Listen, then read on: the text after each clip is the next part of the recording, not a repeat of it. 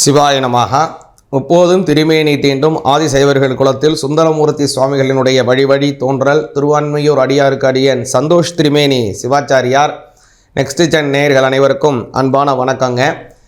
இந்த இதில் ஐப்பசி மாதத்தினுடைய 12 ராசிகள் மேஷம், ரிஷபம், மிதுனம், கடகம், சிம்மம், கன்னி, துலாம், விருச்சிகம், தனுசு, மகரம், கும்பம், மீனம் அப்படிங்கிற அந்த 12 ராசிகளுக்கு உண்டான பலனை பார்ப்போம். அதுக்கு முன்னாடி இந்த ஐப்பசி மாதம் பார்த்திங்கன்னா அற்புதமான பல நல்ல விஷயங்களையும் நல்ல கிரக மாளிகையாக பல விஷயங்களை தரக்கூடிய ஒரு அமைப்பில் இருக்குது. இந்த மாதத்துடைய கிரகநிலையை பார்த்திங்க அப்படின்னா கடகத்திலே குரு பகவான் அதிசாரத்தில் போயிட்டுருக்காருங்க. அதேமாதிரி கேது பகவான் பார்த்திங்கன்னா சிம்ம ராசியில் இருக்கார். சுக்கிர பகவான் பார்த்திங்கன்னா கன்னி ராசியில் இருக்கார். ஆனால் நவம்பர் மாதம் 3ஆம் தேதி பார்த்திங்க அப்படின்னா அதே சுக்கிர பகவான் தன்னுடைய சொந்த வீடாக இருக்கக்கூடிய துலா ராசிக்கு மாறுறாரு. சூரிய பகவான் துளாராசியில் தான் இந்த மாதம் முழுவதுமே போயிட்டுருக்காரு. புத பகவான் இந்த மாதம் முழுவதுமே துளாராசியில் போயிட்டுருக்காரு. ஆனால் புத பகவான் பார்த்திங்க அப்படின்னா இந்த மாதம் 27ஆம் தேதி அக்டோபர் மாதம் 27ஆம் தேதி அவர் நார்மல் அவருடைய பிளானட்டரி பொசிஷன்லேருந்து வக்ர பிளானட்டரி பொசிஷன், அதாவது ரிட்டோகிரேட் பிளானட்டரி பொசிஷன் சொல்லுவாங்க, அதுக்கு மாறுறாரு. அதே மாதிரி செவ்வாய் பகவான் பார்த்திங்கன்னா அக்டோபர் மாதம் 27ஆம் தேதி துலா ராசியிலேருந்து தன்னுடைய சொந்த வீடாக இருக்கக்கூடிய விருச்சிக ராசிக்கு மாறுறாருங்க. இந்த மாதம் முழுவதுமே சனி பகவான் தன்னுடைய சொந்த வீடாக இருக்கக்கூடிய கும்பத்திலே வக்ரகதியிலே போயிட்டுருக்கிறார். ராகு பகவானும் அவருடன் சேர்ந்தே போயிட்டுருக்காரு. அதுமாதிரி இந்த மாதம் பார்த்திங்கன்னா ஒரு நல்ல அமைப்பு என்னென்னு பார்த்தீங்கன்னா செவ்வாய் பகவான் தன்னுடைய சொந்த வீட்டுக்கு வர போகிறாரு. சனி பகவான் ஆல்ரெடி தன்னுடைய சொந்த வீட்டில் இருக்கார். அதே மாதிரி சுக்கிர பகவானும் தன்னுடைய சொந்த வீட்டுக்கு வரார். முக்கியமாக 3 கிரகங்களும் தன்னுடைய சொந்த வீட்டில் ஆட்சி கிரகங்கள் பண்ணக்கூடிய அமைப்பில் இருந்தாலும் இதை இந்த சூரிய பகவான் பார்த்தீங்கன்னா துலா ராசியிலே அவர் நீச்சம் அடைஞ்சு இருப்பார். அதனால் நீச்ச ஸ்தானத்தில் சூரிய பகவான் இருக்கக்கூடிய அமைப்பில் போயிடாரு. இதை ராகு பகவானுடன் சனி பகவான் சேர்ந்து போகக்கூடிய அமைப்பில் இருக்கிறதுனால காற்று அமைப்பில் கொண்டது அந்த இடம். அந்த ராகு பகவானுடன் சேர்ந்து போகிறதுனால காற்று சார்ந்த சில உடல் உபாதைக்கு இருக்கிறவங்களுக்கு ரொம்ப கவனமாக இருக்கணும். முக்கியமாக சுவாச கோளாறுகள் அல்லது வாயு சார்ந்த சில உடல் உபாதைகள் வயசானவங்களுக்கு இதெல்லாம் கொஞ்சம் கவனமாக இருக்கணும். அதே மாதிரி பார்த்திங்க அப்படின்னா இந்த சமயத்தில் அந்த செவ்வாயினுடைய ஆதிக்கம் தன்னுடைய சொந்த இடத்துல இருக்கிறனால நிலம் வாங்குறவங்களுக்கெல்லாம் ஓரளவுக்கு நல்ல அமைப்பில் இருக்குது. நிலம் வாங்கணும், விற்கணும், அல்லது நிலத்தை முதலீடு செய்யணும், புதிய இடம் வாங்கணும் அப்படின்னு நினைக்கிறவங்க, இல்லை ரியல் எஸ்டேட் துறையில் இருக்கிறவங்க, எலக்ட்ரானிக்ஸ் துறையில் இருக்கக்கூடியவங்களுக்குலாம் நல்ல பொருளாதார வளர்ச்சி அடைய போகிறாங்க இந்த வருஷத்தில், இந்த மாதத்தில். அதனால் ஒரு நல்ல அமைப்பு இருக்குது. குறிப்பாக இந்த மாதம் பார்த்திங்கன்னா அருமையான பல நல்ல விஷயங்களை கொண்ட நல்ல மாதமாக இருக்குது. நிறையா பண்டிகைகள் இருக்கக்கூடிய மாதமாக இருக்குது. அதாவது இந்த ஐப்பசி மாதத்தில் முதல் நாள், அதாவது பார்த்திங்கன்னா 18ஆம் தேதி, அதாவது சனிக்கிழமை பார்த்திங்க அப்படின்னா சிவபெருமானுக்கு உகந்த பிரதோஷம் வருது. அதுக்கு மறுநாளே பார்த்திங்கன்னா அதாவது அக்டோபர் மாதம் 20ஆம் தேதி தீபாவளி பண்டிகை வருது. அதே மாதிரி அக்டோபர் மாதம் 21ஆம் தேதி செவ்வாய்க்கிழமை அமாவாசை, முன்னோர்களுக்கு தர்ப்பணம் செய்வதற்கு ரொம்ப உகந்தமானது. அதே மாதிரி பார்த்திங்கன்னா அன்றைய தினம் கேதார கௌரி விரதமும் அருமையாக இருக்குங்க. அதே மாதிரி அக்டோபர் மாதம் 22ஆம் தேதி புதன்கிழமை ஆரம்பித்து அதே மாதிரி அக்டோபர் மாதம் 27ஆம் தேதி திங்கட்கிழமை வரை முருகப்பெருமானுக்கு மிகவும் உகந்தமான கந்த சஷ்டி வருது. இந்த கந்த சஷ்டி விரதம் இருந்து முருகனை வேண்டணும் அப்படின்னா வம்ச அபிவிருத்திகள் கிடைக்கும். அது மட்டும் இல்லை, ரொம்ப நாளாக வீடு கட்டணும்னு ஆசைப்படுறவங்க நிச்சயமாக வீடு கட்டுவாங்க. அந்த மாதிரி ஒரு அமைப்பில் தான் இந்த கந்த சஷ்டி இந்த வருடம் வருது. அதற்கு மறுநாளே பார்த்திங்கன்னா 28ஆம் தேதி அக்டோபர் மாதம் செவ்வாய்க்கிழமை பார்த்திங்கன்னா அதாவது வாஸ்து நாள் வருது. புதிய வீடு கட்டுறதுக்கோ அல்லது ஏற்கனவே இருக்கக்கூடிய வீட்டில் ஏதோ ஒரு டெமாலிஷ் பண்ணிட்டு மாற்றுறதுக்கோ அல்லது வீடை எக்ஸ்டெண்ட் பண்ணி கட்டுவதற்கெல்லாம் அந்த மாதிரி வாஸ்து நாளில் அன்றைக்கி ஆரம்பிச்சிங்கன்னா ரொம்ப நல்லது இருக்கும். அன்றைய தினம் பார்த்திங்கன்னா காலை 7:48 8:18 காலை 8:18 வரைக்கும் இந்த வாஸ்து புருஷன் நித்திரை விட்டு எழக்கூடிய நேரம் இருக்குது. அந்த சமயத்தில் அதை ஆரம்பிங்க. அடுத்தது பார்த்திங்கன்னா நவம்பர் மாதம் 2ஆம் தேதி ஞாயிற்றுக்கிழமை பெருமாளுக்கு உகந்த ஏகாதசி வருது. அதே மாதிரி நவம்பர் மாதம் 3ஆம் தேதி திங்கட்கிழமையில் சோம பிரதோஷம் வருதுங்க. திங்கட்கிழமையில் வரக்கூடிய பிரதோஷம் ரொம்ப சிறப்பானது. கர்ம வினை தோஷங்களை போக்கக்கூடியது, பித்ரு தோஷங்களை போக்கக்கூடியது. அன்றைய தினம் சிவபெருமான வழிபாடு செய்கிறது. நவம்பர் மாதம் 5ஆம் தேதி பார்த்தீங்க அப்படின்னா பௌர்ணமியும் வருது. சிவபெருமானுக்கு அன்னாபிஷேகம் செய்யக்கூடிய நாளாகவும் வருதுங்க. அந்த அன்னாபிஷேகம் செய்ததில் என்ன சிறப்பு அப்படின்னு கேட்டிங்கன்னா கடல் ஜீவராசிகள், நீரில் வாழக்கூடிய உயிரினங்கள் அவங்கெல்லாம் ரொம்ப அற்புதமாக நல்லா இருக்கணும். அதே போல் நீர் நமக்கு நல்லா கிடைக்கணும், விவசாயம் செழுமையாக இருக்கணும் அப்படிங்கிறது எல்லா விதமான தத்துவத்தையும் சேர்ந்தது தான் இந்த அன்னாபிஷேகம். இந்த அன்னாபிஷேகத்தில் போய் நம்ம சுவாமிக்கு செய்யக்கூடிய அன்னாபிஷேகத்தை வழிபாடு செய்தோம்னா நமக்கு சத்தான உணவுப் பொருள் கிடைக்கும், நல்ல ஆரோக்கியமான வாழ்க்கை கிடைக்கும், தேக ஆரோக்கியம் கிடைக்கும், நல்ல சுபிக்ஷத்தை தரக்கூடியது. அதனால் அதை மிஸ் பண்ணாமல் எல்லாரும் போய் சிவபெருமான வழிபாடு பண்ணுறாங்க. நிறைய தினம் நவம்பர் மாதம் 6ஆம் தேதி பார்த்திங்கன்னா வியாழக்கிழமை முருகப்பெருமானுக்கு உகந்த கிருத்திகை வருது. அதே மாதிரி நவம்பர் மாதம் 8ஆம் தேதி ஞாயிற்றுக்கிழமை பார்த்திங்க அப்படின்னா சங்கடஹர சதுர்த்தி. அன்றைய தினம் இந்த ஐப்பசி மாதத்தில் வரக்கூடிய சங்கடஹர சதுர்த்தி என்ன விசேஷம் அப்படின்னு கேட்டிங்கன்னா அதாவது பிள்ளையாரை நம்ம வழிபாடு செய்தோம் அப்படின்னா விவசாயம் செழுமையாக இருக்கும். வீட்டில் தனங்கள் தானியங்கள் இவங்களுடைய அபிவிருத்தி நல்லா இருக்கும். வீட்டில் நல்ல சுபிக்ஷங்கள் பணங்காசுகள் கையில் சேரக்கூடிய அனுகிரகத்தை தருவார். அதே மாதிரி நவம்பர் மாதம் 10ஆம் தேதி பார்த்தீங்கன்னா முருகப்பெருமானுக்கு உகந்தமான கிருஷ்ணபக்ஷ சஷ்டி வருது. நவம்பர் மாதம் 15ஆம் தேதி பெருமாளுக்கு உகந்த ஏகாதசி. அதே மாதிரி நவம்பர் மாதம் 16ஆம் தேதி கடைமுக தீர்த்தவாரி. இந்த கடைமுகம் அப்படிங்கிறது 30 நாளும் நம்ம காவேரியில் குளிக்க இருக்கிறது இந்த துலா மாதத்தில் ரொம்ப சிறப்பானது.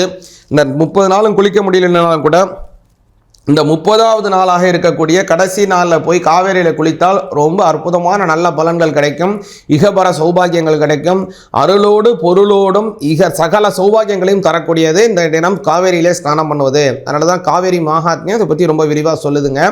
அப்பேற்பட்டதானது அந்த கடைமுகம் இந்த மாதம் இந்த வருடம் பார்த்தீங்கன்னா 16ஆம் தேதி நவம்பர் மாதம் 16ஆம் தேதி ஞாயிற்றுக்கிழமையில் வருது. இப்படியாக இந்த மாதம் ரொம்ப அற்புதமான நல்ல மாதமாக வருதுங்க. இந்த மாதம் உங்களுடைய ராசிக்கு எப்படி இருக்குங்கிறத கொஞ்சம் பிரத்யேகமாக பார்ப்போம். ரிஷப ராசி ஆகிய உங்களுக்கு இந்த ஐப்பசி மாதம் 2025 விஸ்வாவசு வருஷம் எப்படி இருக்குங்கிறத பார்ப்போங்க. ரிஷப ராசிக்கு பார்த்தீங்கன்னா 7ஆம் இடத்துல செவ்வாய் பகவான் அப்படி வராரு. 7ஆம் அதிபதி 7ஆம் இடத்துல ஆட்சி பலம் பண்ணுறாரு. அதுக்கு 28ஆம் தேதி தான் அவர் வராரு. இருந்தாலும் கூட ஒரு நல்ல அமைப்பு என்னென்னு கேட்டிங்கன்னா உங்களுடைய குரு பகவான் இப்போது 3ஆம் இடத்துக்கு ஒரு மாற்றத்தை வச்சுருக்காரு. அதே மாதிரி 10ல் இருக்கக்கூடிய சனி பகவான் வக்ரம் பெற்று போயிட்டுருக்காரு. ராகு பகவானும் 10ஆம் இடத்துல தான் போகிறாருங்க. இது ஒரு நல்ல அமைப்பாக இருக்கட்டும். அதே மாதிரி கேது பகவான் பார்த்திங்கன்னா உங்களுடைய 4ஆம் இடத்துல போகிறார். அதனால் 4ஆம் இடத்திற்குடைய சூரிய பகவானும் 6ஆம் இடத்திலே போகிறார். இந்த 4, 6 இதுதான் நீங்கள் நல்லா கவனிங்க. அதில் 5ஆம் அதிபதியாக இருக்கக்கூடியவர் உங்களுக்கு யாருன்னு பார்த்தீங்கன்னா புத பகவான். அவரும் 6. இந்த 4 கூடையவர் 5 கூடையவர் 2 கூடையவர் எல்லா கிரகமும் 6ல் போகுதுங்க. இப்போ 6ஆம் இடம் வலிமையாகுது. இது என்னங்க அப்படின்லாம் நீங்கள் பயப்படாதீங்க ரிஷபராசிக்காரங்க. இதில் நீங்கள் என்ன செய்யணுங்கிறதையும் நான் தெளிவாக சொல்கிறேன். 6ஆம் இடம் எப்போல்லாம் வலிமையாகுதோ அப்போ என்னென்ன விஷயங்கள் நடக்கும் அப்படின்னு கேட்டிங்கன்னா கடன் பிரச்சனைகள் ஏற்படும். அதே மாதிரி எதிரிகளினுடைய பிரச்சனைகள் ஏற்படும்.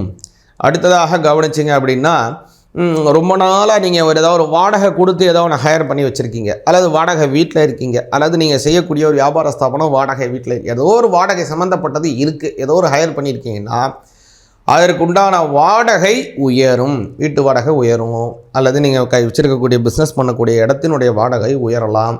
அல்லது நீங்கள் ஏதோ ஒன்று ஹையர் பண்ணி வச்சுருக்கீங்க, யார்கிட்டேருந்தோ ஏதோ ஒரு பொருளை வாங்கி வச்சுருக்கீங்க, அல்லது இது பண்ணி இன்னொருத்தர்ட்டேருந்து வாங்கி நீங்கள் வண்டியை வச்சு நீங்கள் யாருக்காவது ஓட்டிகிட்ருக்கீங்க, இல்லை வேறு ஏதோ ஒருத்தரோட நீங்கள் கொலாபரேஷனில் வண்டியை ஓட்டிகிட்ருக்கீங்க அப்படின்னா அவங்களுக்கு நீங்கள் கொடுக்க வேண்டிய அந்த தஸ்தாவேஜுகளுக்கான பணத்தை அதிகரிக்க போகிறாங்க.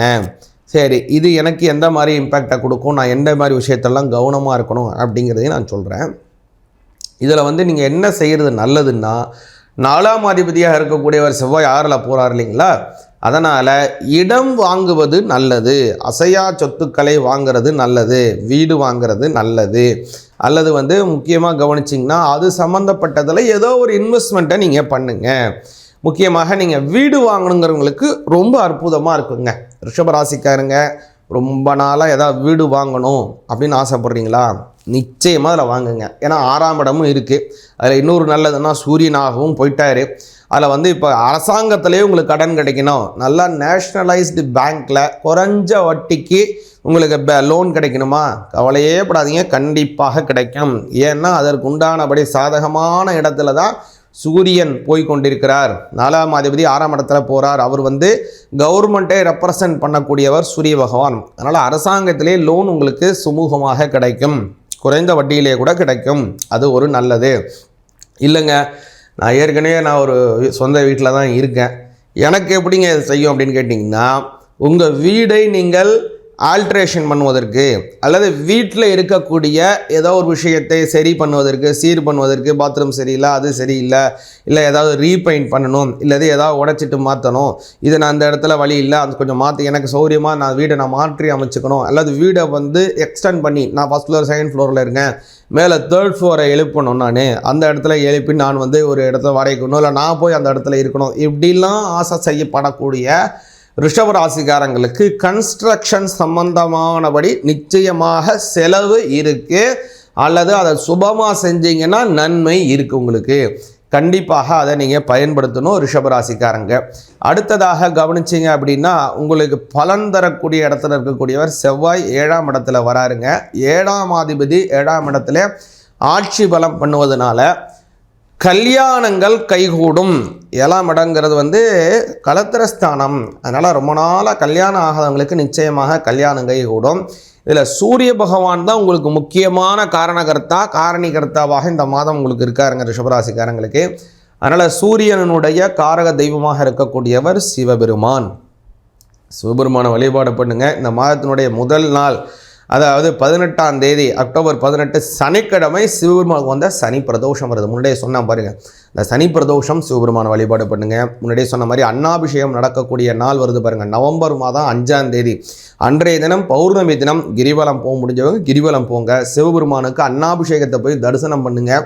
ரொம்ப நல்ல பலன்கள் கிடைக்கும். வாழ்க்கையிலே நல்ல முன்னேற்றங்கள் ஏற்படும். அதி உன்னதமான நல்ல பதவிகளை உங்களுக்கு வரம் செய்வார் இறைவன். சிவாய நமக.